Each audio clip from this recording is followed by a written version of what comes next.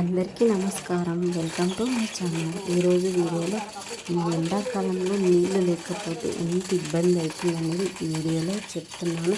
ప్రతి ఒక్కరు కూడా వినండి. నీటిని వేస్ట్గా వృధా చేయొద్దు. ప్రతి ఒక్క బొట్టును జాగ్రత్తగా వాడుకోండి.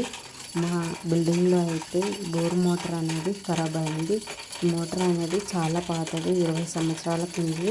ఇప్పుడు మేము ఇక్కడికి వచ్చి 5 years అవుతుంది, కానీ ఎప్పుడు కూడా ప్రాబ్లం రాలేదు.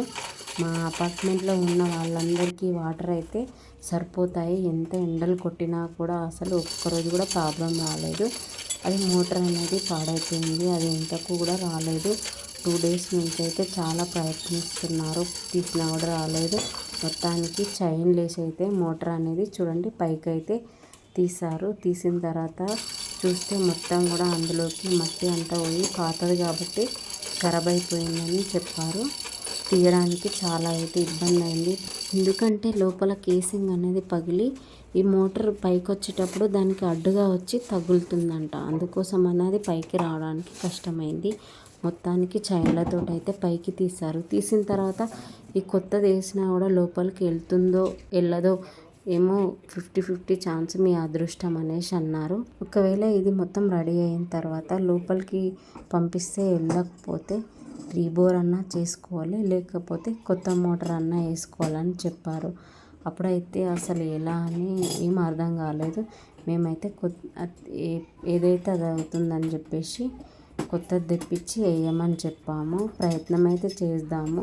ఒకవేళ అయితే అవుతుంది, లేకపోతే లేదు, చూద్దాం. మనకు ఒక్కరోజు 2 రోజులు వాటర్ లేకపోతేనే ఇంత ఇబ్బంది పడుతున్నాం. బయట ఉన్న పక్షులు జంతువులు కానీ వాటికి వాటర్ ఉండయి, ఎండలనే ఉంటాయి. పాపం వీటికి ఎంత ఇబ్బంది ఉంటాయి కదా.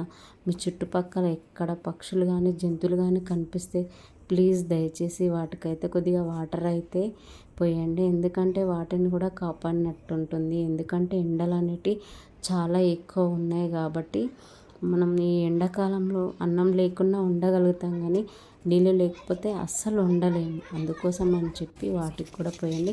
చూడండి మరి మొత్తానికైతే ఇది రెడీ అయిపోయింది.